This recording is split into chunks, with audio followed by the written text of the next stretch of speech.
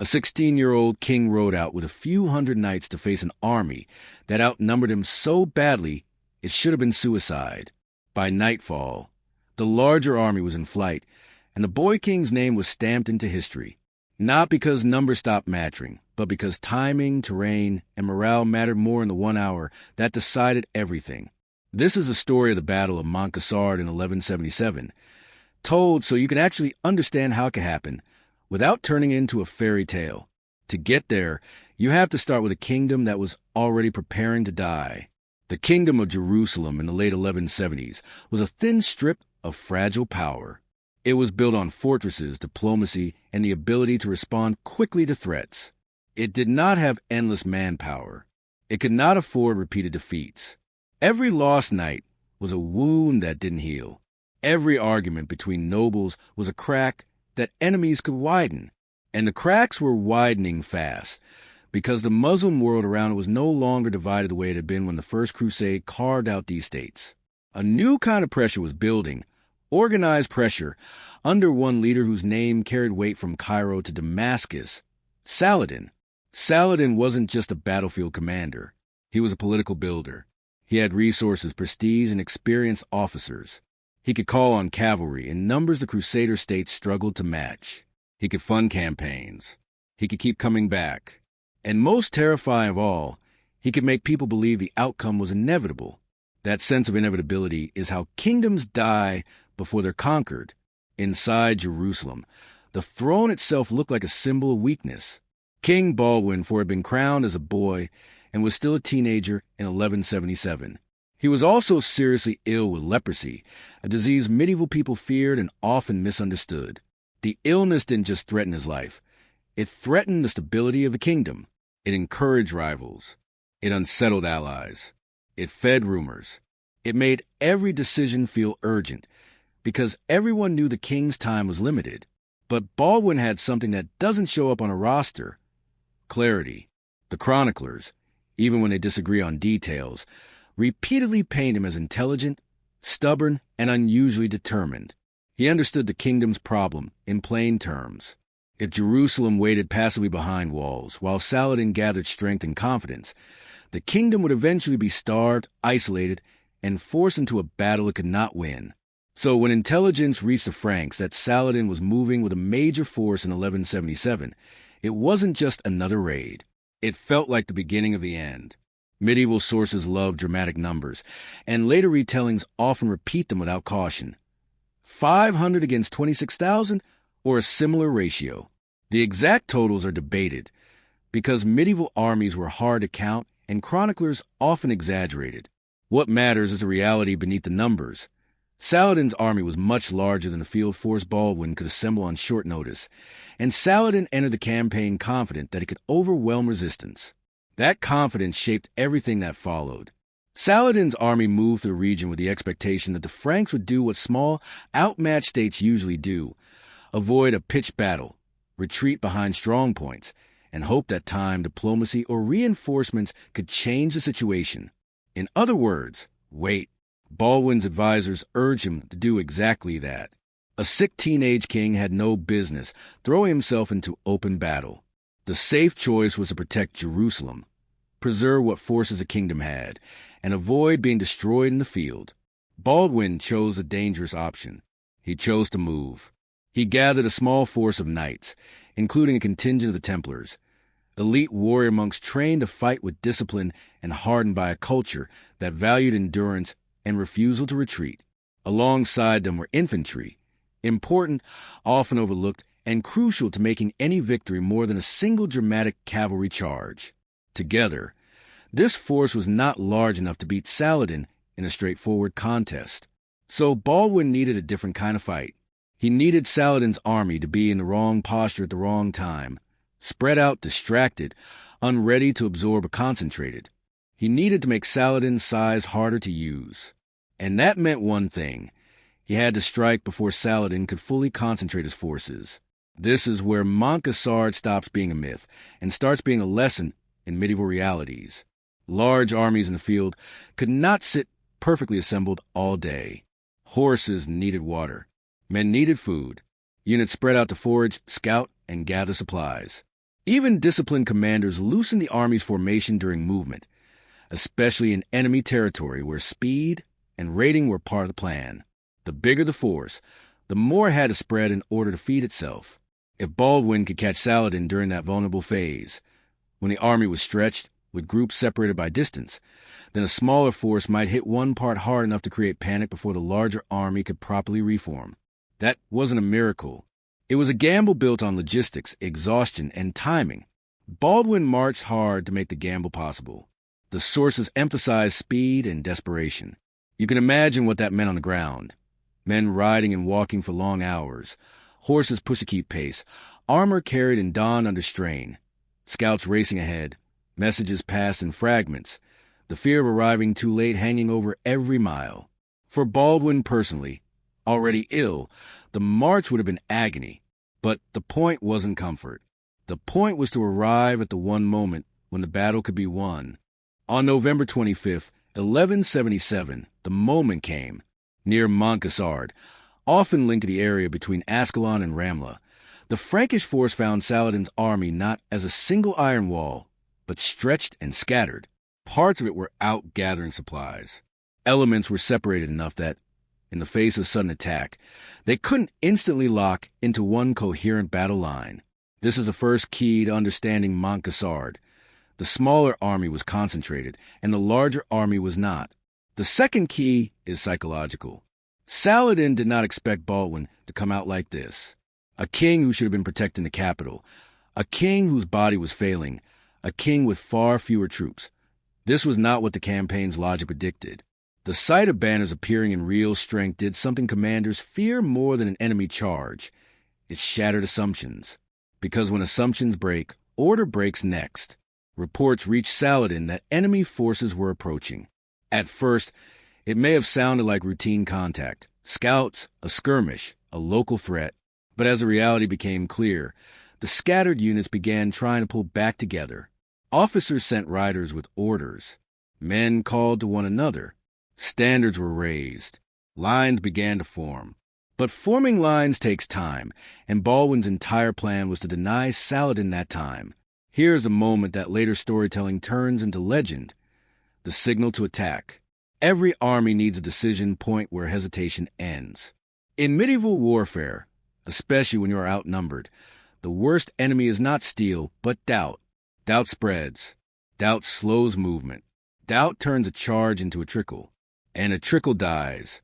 So Baldwin committed his force to a single unmistakable action, a coordinated heavy cavalry attack led by the best troops at the front, striking before the enemy could become a coherent whole. The Templars formed the spear point. The other knights supported and widened the breach. Infantry moved to follow, exploit, and threaten flanks. Because cavalry alone can break a line, but it takes follow-up to turn a break into a rout. Then the Frankish cavalry advanced, lances lowered, formation tight, aiming not to fight everyone, but to hit the enemy's center of gravity, whatever part of Saladin's army was trying to become the core. A mounted charge works when it breaks cohesion. It does not have to kill thousands in the first impact. It has to make the enemy stop behaving like an organized unit. It has to make men turn their heads, step back, lose alignment, and begin thinking about personal survival rather than shared purpose. And at Montgisard, the charge at a force still struggling to assemble. The collision would have been brutal and chaotic. Horses screaming, men shouting orders that vanished under noise, weapons striking armor, riders knocked down and trampled. Arrows and javelins would have been flying. Men would have died in seconds. But the battle's direction wasn't decided by the counterbodies in the first minute. It was decided by what happened to the enemy's confidence. Because the most dangerous moment for a large army is when it begins to suspect it is not in control of the situation. As the Frankish charge drove into the forming line, it created a breach. Not a neat gap, not a clean opening like on a diagram, but a living disruption. Men pushed together. Units tried to align and couldn't. Some groups surged forward without orders. Others pulled back to avoid being crushed. The result was the same. The larger army size could not be applied as a single mass, and the smaller army's momentum began to feel unstoppable. This is where morale becomes a weapon. A smaller army that commits fully can look larger than it is. It looks like certainty. It looks like a force that knows something you don't. And when you are a soldier in a dust-filled battlefield where visibility is poor and information is worse, certainty can hit harder than numbers. Now add terrain. The region's ground is not a perfectly flat chessboard. There are dips, wadis, broken stretches, and uneven features that may be hard to read at a distance. If a force begins retreating through broken ground, that retreat becomes disordered. Disordered movement creates congestion. Congestion creates panic. Panic spreads faster than commands can correct. Once panic starts, a large army can collapse into itself. The very number of men and horses becomes a problem, because a fleeing mass blocks its own exits. Men push into one another. Riders lose space to maneuver. Units that could have reformed instead get swept along by the movement of those running. This is how the third key appears, the fear of entrapment. An army does not need to be truly surrounded to believe it is. It only needs to lose clarity about where safety is. And at Montgisard, as the Frankish cavalry kept pressing and the infantry began appearing in supporting positions, some of Saladin's troops would have felt the terrifying thought, we're losing the field. We're losing the path back. We're about to be cut off. Whether or not they were literally cut off, the feeling was enough. A battle becomes a rout not when the commander decides it, but when enough soldiers decide it individually. Once that threshold is crossed, the battle changes character. It is no longer two lines contesting ground. It becomes pursuit. And pursuit is where cavalry is merciless. Knights who remain organized and ride down fleeing enemies, capture them, kill them, scatter them further, and turn a retreat into a catastrophe. And the more people run, the more others run, because no one wants to be the last calm man standing while everyone else flees. This is why, in many accounts, the defeat sounds sudden and total, not because every enemy soldier fought and died in place, but because once the rout began, the army's ability to function as an army collapsed in a chain reaction. Saladin survived. He withdrew with whatever guard and survivors could remain coherent enough to protect him. Some narratives emphasize the drama of his escape, sometimes claiming he fled on a fast mount, even a camel. The exact detail matters less than the political reality. A defeated commander must live to rebuild, but a commander who is seen fleeing can suffer a reputational wound. And reputation is not decoration in medieval politics. It is power. It wins allies. It holds coalitions together. It persuades cities to negotiate. It convinces soldiers a campaign is blessed, justified, and likely to succeed. Montgisard damaged that aura, at least for a time. As for casualties, this is where honest storytelling has to be careful. Medieval chroniclers often give enormous numbers. Tens of thousands dead, only a fraction surviving. Those figures may be exaggerated. Counting was difficult, and writers had reasons to magnify victory or explain defeat. What is not in doubt is that Saladin suffered a severe reverse, losing men, equipment, and, most importantly, momentum. The Franks also paid a price. A smaller army cannot slam into a larger one without bleeding.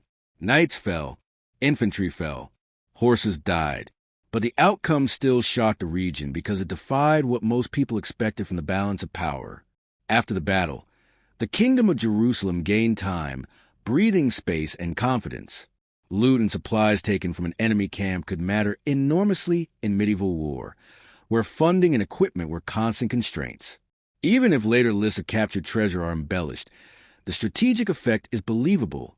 A defeated army leave behind material, and a battered kingdom can use that material to survive the next season. For Baldwin, the victory became part of his legend, not because he was invincible, he wasn't, but because he had done the one thing leaders are rarely forgiven for failing to do. He had met the crisis personally. It is easy to romanticize it into a single image, the sick king on horseback, leading from the front, held together by will. Some later details, exact speeches, exact gestures, the most cinematic images, may be shaped by storytelling more than certainty. But even without the embellishment, Baldwin's presence mattered. In a culture where kingship was tied to leadership in war, he gave his men something simple and powerful, proof that this fight was not optional. And the deeper lesson of Montgisard is not that faith beats math, or that miracles are guaranteed. Numbers matter. Logistics matter. Training matters. Saladin would prove later just how deadly organized power could be. The lesson is narrower and more real. In a decisive hour, cohesion can beat size, surprise can beat preparation, and morale, shaken at the wrong time, can make a great army behave like a crowd. Montgisard did not end the struggle for the Holy Land. It did not permanently save Jerusalem. It bought time. Baldwin continued to rule as his illness worsened, his body failing faster than his mind. After his death in 1185, the kingdom's internal divisions deepened and its ability to respond coherently weakened. In 1187, after the disaster at Atene, Jerusalem fell to Saladin. That timeline is part of what makes Montgisard so haunting. The victory shines because it is brief, because it is rare, because it feels like a moment where history bent, then slowly straightened again. So when you hear the story told as 500 against 26,000, treat the numbers as a symbol of imbalance, not a statistic you would swear on in a modern report. The core truth is still extraordinary. A small, desperate field force struck at exactly the right moment and broke a much larger invasion. And when you picture Baldwin that day, don't picture a superhero. Picture a young ruler who understood that waiting was just dying slower. Picture an army that knew it could not afford a long war of attrition, and so chose a single violent moment to gamble everything. Because Montgisard wasn't won by strength. It was won by refusing to let the enemy's strength arrive in one piece. That is how a kingdom on the edge of collapse survived one more decade. That is how a teenage king became a name that both friends and enemies remembered. And that is why this battle still matters. It shows how quickly inevitable can fall apart when the wrong army is caught unready, and the smaller side has the courage and the discipline to strike first.